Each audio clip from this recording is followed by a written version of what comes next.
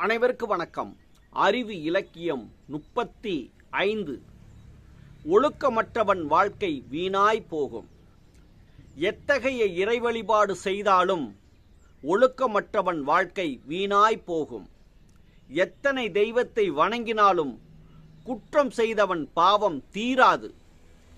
தெய்வ அருள் பெற்றவரும் தீமை செய்ய அனுமதி இல்லை. இறைவன் நேரில் வந்தாலும் தீயவன் திருந்த வாய்ப்பில்லை. ஞானம் என்பது அவரவர் அறிவு சிந்தனை. உணர்ந்தால் தெளிவும் முடிவும் தோன்றும்.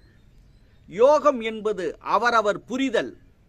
அறிந்து பழகினால் மலரும் ஆனந்தம்.